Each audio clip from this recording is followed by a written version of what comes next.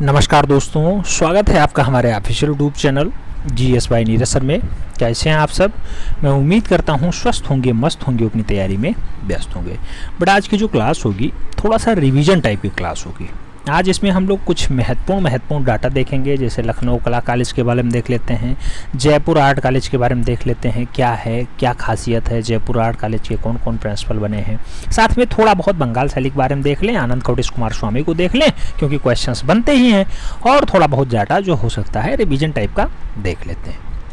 आइए स्टार्ट करते हैं। जयपुर कला विद्यालय की अगर बात करते हैं तो जयपुर में मदरसा ए हुनरी आर्ट स्कूल की स्थापना कब होती है? तो मदरसा ए हुनरी आर्ट कॉलेज जो एस्टेब्लिश होता है वो 1857 ईस्वी में एस्टेब्लिश होता है। कहाँ पे होता है? जयपुर में होता है। मदरसा ए हुनरी आर्ट कॉलेज की स्थापना किसने कराया था? तो राजा राम सिंह के द्वारा ऐसा कारनामा किया जाता है। राजा राम सिंह की प्रेरणा से ही मदरसा ए हुनरी आर्ट कॉलेज 1857 ईस्वी में जयपुर राजस्थान में एस्टेब्लिश होता है, स्थापित होता है। आगे बात करते हैं। कहा जाता है कि जयपुर कला विद्यालय वर्तमान नाम से कौन से नाम से जाना जाता है? तो जयपुर कला विद्यालय जो है महाराजा स्कूल ऑफ आर्ट्स के नाम से विख्यात है। महाराजा स्कूल ऑफ आर्ट्स मूल रूप से जयपुर कॉलेज का ही उपनाम है। आगे बात करते हैं जयपुर विद्यालय के बारे में और क्या खासियत मिल सकती है। तो एक दो डाटा और इम्पोर्टेंट हैं जिन्हें आपको देखना ही पड़ेगा। जैसे जयपुर आर्ट स्कूल के प्रथम प्रधानाचार्य का नाम बता दीजिए। पहले प्रिंसिपल कौन नियुक्त हुए हैं? तो DS वैलेंटाइन। DS वैलेंटाइन के द्वारा मूल रूप से पहला प्रबंधन नहीं, प्रिंसिपल का काम किया गया, मैनेजमेंट वहां पे देखा गया अच्छे से। प्रधानाचार्य आप जानते हैं कॉलेज का मुखिया होता है। कॉलेज में कौन सा प्रशासन लागू होना चाहिए, क्लास कब चलनी चाहिए, छुट्टी कब होनी चाहिए, कौन से क्लास में कौन सा टीचर पढ़ाएगा, ये सब मैनेजमेंट होता है प्रधानाचार्य के अंतर्गत। पूरा प्रशासनिक काम देखता है, इसीलिए इसे गैजेटेड ऑफिसर के इक्विवेलेंट माना जाता है। तो जयपुर आर्ट कॉलेज के प्रथम प्रधानाचार्य कौन थे? DS वैलेंटाइन थे। DS वैलेंटाइन के साथ साथ और बहुत सारे प्रधानाचार्य आए जयपुर आर्ट स्कूल के, जैसे असित कुमार हल्दर आते हैं, आप जानते होंगे 1924 में आते हैं, एक साल रहते हैं, 1925 में उनका बुलावा जाता है कहाँ पे? लखनऊ आर्ट कॉलेज के लिए, सीधे वहाँ चले जाते हैं। ऐसे बहुत से हिरणमय राय चौधरी आते हैं, कुशनलाल मुखर्जी आते हैं, शैलेंद्र नाडे आते हैं। क्वेश्चंस बनते हैं बेटा, इसलिए याद रखना है। DS वैलेंटाइन पहले प्रधानाचार्य थे। जयपुर स्कूल के मूल रूप से और कौन कौन से प्रधानाचार्य बने हैं तो इन्हें याद रखना होगा। जैसे शैलेंद्र नाडे भी बने हैं, कुशनलाल मुखर्जी भी बने हैं, हिरणमय राय चौधरी भी बने हैं और असित कुमार हल्दर भी बने हैं। तो ये चारों नाम इंपॉर्टेंट हैं, साथ में DS वैलेंटाइन का नाम भी इंपॉर्टेंट है। शैलेंद्र नाडे से कई बार क्वेश्चंस बना है। शैलेंद्र नाडे किस आर्ट कॉलेज के प्रिंसिपल बनाए गए? तो जयपुर कला विद्यालय, जिसे पहले मदरसा ए हुनरी आर्ट कहा जाता था, 1857 में एस्टेब्लिश होता था, राजा राम सिंह एस्टेब्लिश करवाते थे, उसका प्रिंसिपल बनाया गया था। किसे? शैलेंद्र नाडे को। अगले पॉइंट में बात करते हैं बेटा, और कौन सा कॉलेज बन सकता है? जैसे मेयो स्कूल ऑफ आर्ट्स के प्रथम प्रधानाचार्य का नाम बताइए। मेयो स्कूल ऑफ आर्ट्स के पहले प्रधानाचार्य का नाम बताइए। लॉकवुड किपलिंग इसके पहले प्रधानाचार्य हैं। अच्छा, कब ये एस्टेब्लिश होता है? तो बेटा 1875 के आसपास Mayo school of arts establish हो जाता है। 1875 याद रखना, 1875 में मेयो स्कूल ऑफ आर्ट्स कहाँ पे एस्टेब्लिश होता है? लाहौर में होता है, ये भी याद रखना, लाहौर में। ठीक, लॉर्ड वुड किपलिंग मूल रूप से पहले प्रधानाचार्य बनते हैं Mayo school of arts Lahore वाले के। अगला पॉइंट कह रहा है समरेंद्र नाथ गुप्ता, BC सान्याल कहाँ के प्रधानाचार्य बनाए गए? तो समरेंद्र नाथ गुप्ता हो या फिर BC सान्याल हो, मेयो स्कूल ऑफ आर्ट्स यानी कोलकाता नहीं, लाहौर वाले कॉलेज के जो है प्रिंसिपल बनाए जाते हैं, प्रधानाचार्य बनाए जाते हैं। तो BC सान्याल कहाँ के जो है प्रिंसिपल रहे हैं बेटा? लाहौर आर्ट कॉलेज नहीं, मेयो स्कूल ऑफ आर्ट्स जो लाहौर में स्थित था, 1875 में एस्टेब्लिश होता था, उसके प्रिंसिपल बनाए जाते थे। साथ में समरेंद्र नाथ गुप्ता कहाँ के प्रिंसिपल बने हैं? तो वो भी मूल रूप से कहाँ के? जयपुर आर्ट स्कूल नहीं, मेयो स्कूल ऑफ आर्ट्स के प्रिंसिपल बनाए गए हैं। अगला पॉइंट होता है लखनऊ कला विद्यालय का। लखनऊ कला विद्यालय के बारे में और देख लेते हैं बेटा। लखनऊ कला विद्यालय की अगर बात करें तो लखनऊ कला एवं शिल्प विद्यालय की स्थापना कब हुई है? 1911 ईस्वी के आसपास होती है। लखनऊ कला एवं शिल्प महाविद्यालय की स्थापना कब होती है बेटा? तो 1911 ईस्वी के आसपास लखनऊ में कला एवं शिल्प महाविद्यालय एस्टेब्लिश किया जाता है। 1925 के आसपास एक प्रिंसिपल आते हैं जो बहुत पूछे जाते हैं। TGT कला के लिए बहुत खास डाटा बनते हैं वो बेटा नाम है उनका असित कुमार हलधर। 1925 में आते हैं वो, लखनऊ आर्ट कॉलेज के पहले भारतीय प्रिंसिपल होने का गौरव है। इससे पहले वो जयपुर आर्ट स्कूल के प्रिंसिपल रह चुके हैं। नाम असित कुमार हलधर होता है। आइए आगे देखते हैं लखनऊ कला विद्यालय के प्रथम प्रधानाचार्य कौन थे।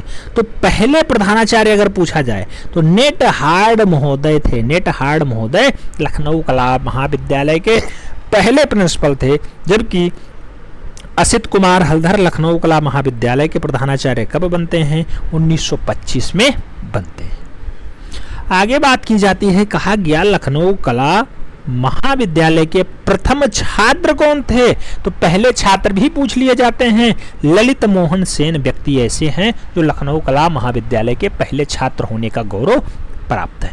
आगे, लखनऊ कला महाविद्यालय में वास पद्धति से चित्रण कौन करता था बेटा? तो वासीय पद्धति में मूल रूप से चित्रण का काम असित कुमार हलधर किया करते थे, जो लखनऊ आर्ट कॉलेज के प्रिंसिपल भी बनाए गए। अगला महत्वपूर्ण नाम आता है ईबी हैबले का। आप जानते हैं आवनी बाबू से बहुत खास संबंध रहा है इनका। जब आवनी बाबू बंगाल स्कूल में मूल रूप से बनते हैं वाइस प्रिंसिपल, तब ईबी हैबले वहां पे होते हैं प्रिंसिपल। तो ईबी हैबले की पहली ऐतिहासिक पुस्तक कौन सी रही है? तो पवित्र नगर बनारस। पवित्र नगर बनारस की रचना 1905 ईस्वी में मूल रूप से ईबी हैबले ने की है। बहुत अच्छी पुस्तक मानी जाती है ईबी हैबले की। और कौन कौन सी खास पुस्तकें ईबी हैबले के द्वारा लिखी गई? जैसे ईबी हैबले दूसरी ऐतिहासिक ग्रंथ का नाम बताइए। भारत में आर्यों का शासन मूल रूप से ईबी हैबले का दूसरा अच्छा डाटा माना जाता है। भारत में आर्यों का शासन। स्मरणीय बिंदु में बेटा इनकी और पुस्तकें याद रख सकते हैं। जैसे ईबी हैबले ने बहुत सारी पुस्तकें लिखी, जिनमें खास खास नाम है Indian sculpture and painting, ideals of Indian arts, the Bengal Pat, Indian architecture, और पांचवी पुस्तक का नाम है अजंता फ्रेस्को। अजंता फ्रेस्को। तो सभी डाटा इंपॉर्टेंट हैं। भारत में आर्यों का शासन हो, या फिर पवित्र नगर बनारस हो, या फिर इंडियन स्कल्पचर ऑफ पेंटिंग हो, या फिर आइडियल्स ऑफ इंडियन आर्ट हो, या फिर पश्चिम बंगाल हो यानी द बंगाल पट हो, या फिर इंडियन आर्किटेक्चर हो, या फिर बंगाल फ्रेस्को यानी अजंता फ्रेस्को हो। मूल रूप से सभी डाटा इंपॉर्टेंट हैं ईबी हैबले के लिए। सभी के सभी पुस्तकें हैं, ये भी याद रखना होगा। ठीक, आगे बात कर लेते हैं। श्रीलंका के एक कलाकार आते हैं, कला समीक्षक होते हैं आनंद कोटिस कुमार स्वामी। आनंद कोटिस कुमार स्वामी को भी पढ़ लेते हैं बेटा। आनंद कुमार स्वामी का पूरा नाम क्या है? तो आनंद कोटिस कुमार स्वामी इनका पूरा नाम होता है। क्या रहे हैं? तो आनंद कोटिस कुमार स्वामी कला समीक्षक के रूप में बहुत अच्छे से जाने जा रहे हैं। और आनंद कुमार स्वामी के पिता का क्या नाम रहा है? तो मुत्तू कुमार स्वामी इनके पिताजी का नाम रहा है। मुत्तू कुमार स्वामी, मुत्तू कुमार स्वामी। आगे बात करते हैं, आनंद कुमार स्वामी के माता का क्या नाम रहा है बेटा? तो एलिजाबेथ क्ले। एलिजाबेथ क्ले कहाँ की निवासी हैं? तो इंग्लैंड की निवासी हैं। यानी मुत्तू कुमार स्वामी शादी अपनी इंग्लैंड में करते हैं एलिजाबेथ क्ले से। आगे, आनंद कुमार स्वामी कानून की शिक्षा कहाँ से लेते हैं बेटा? तो कानून की पढ़ाई ये मूल रूप से इंग्लैंड से ही प्राप्त करते हैं। आगे पॉइंट कहा गया आनंद कुमार स्वामी के लिए कि अन्वेषण के प्रभाव से थियोसॉफिकल सोसाइटी के सदस्य कौन बनते हैं? तो अन्वेषण आती हैं, आप जानते हैं कांग्रेस की पहली महिला विदेशी क्या अध्यक्ष बनती हैं, आप जानते होंगे। एनिवेशंट वही हैं। तो एनिवेशंट के प्रभाव में आकर के थियोसॉफिकल सोसाइटी ज्वाइन करते हैं आनंद कोटिस कुमार स्वामी ही। आनंद कोटिस कुमार स्वामी। आगे कहा जाता है आनंद कुमार स्वामी की पुस्तक कला एवं स्वदेशी कब प्रकाशित होती है बेटा? तो कला एवं स्वदेशी मूल रूप से आनंद स्वामी ने 1913 ईस्वी के आसपास लिखा था। 1913 ईस्वी के आसपास कला एवं स्वदेशी प्रकाशित हो जाती है। किसकी रचना है? आनंद कुमार स्वामी या फिर आनंद कोटिस कुमार स्वामी की रचना मानी जाती है। आनंद कोटिस कुमार स्वामी की मृत्यु कब होती है बेटा? तो डाटा पूछा गया है 7 सितंबर 1947 को इनकी मृत्यु हो जाती है। 7 सितंबर 1947 डाटा याद रखना बहुत इंपॉर्टेंट है। आगे, आनंद कोटिस कुमार स्वामी की आपने मृत्यु भी देख ली है, तो साथ में कुछ खास खास पुस्तकें देख लें, जैसे यहाँ क्वेश्चंस बनते हैं। क्वेश्चंस पूछा जाता है इंडियन ड्राइंग्स के लेखक कौन है? इंडियन ड्राइंग्स आनंद कोटिस कुमार स्वामी की रचना है। द डांस ऑफ शिवा किसकी रचना है? ये भी पुस्तक आनंद कोटिस कुमार स्वामी ने लिखी है। राजपूत पेंटिंग के रचनाकार कौन है? आनंद कोटिस कुमार स्वामी ने लिखा है। राष्ट्रीय आदर्शवाद का दर्शन किसने किया? तो राष्ट्रीय आदर्शवाद का दर्शन मूल रूप से जो पुस्तक है, इसके रचनाकार भी आनंद कोटिस कुमार स्वामी ही माने जाते हैं। तो आनंद कुमार स्वामी से इतना डाटा पर्याप्त है। आनंद कोटिस कुमार स्वामी के बाद थोड़ा सा डाटा बंगाल शैली के बारे में देख लेते हैं। हमने स्टार्टिंग में ही बताया था रिवीजन है, तो रिवीजन की तरह लीजिएगा बेटा, बहुत सीरियस होने की जरूरत नहीं है। आपने पढ़ रखा है, बस रिवीजन कर लीजिए। जो नया डाटा दिखाई दे तुरंत लिख लीजिए। बंगाल शैली। ठाकुर शैली, टैगोर शैली, पुनरुत्थान शैली के नाम से कौन सी शैली जानी जाती है? तो चाहे ठाकुर शैली कहो, चाहे टैगोर शैली कहो, चाहे पुनरुत्थान शैली कहो, सबका सब एक ही नाम है, बंगाल शैली। यही है बंगाल शैली बेटा, जिसे पुनरुत्थान शैली के नाम से भी जाना जाता है, टैगोर शैली के नाम से भी जाना जाता है और ठाकुर शैली के नाम से भी इसे पुकारा जाता है। आगे बात करते हैं बंगाल शैली के संस्थापक कौन होते हैं। तो बेटा ठाकुर शैली या बंगाल शैली के जो संस्थापक हैं उनका नाम है अवनींद्रनाथ ठाकुर। प्यार से लोग इन्हें आवनी बाबू के नाम से पुकारते हैं। बंगाल शैली के मुख्य प्रविधा क्या रही है बेटा? तो वास चित्रण यानी वास पद्धति में मूल रूप से चित्रण बंगाल शैली की मुख्य प्रविधा यानी मुख्य विकास रहा है।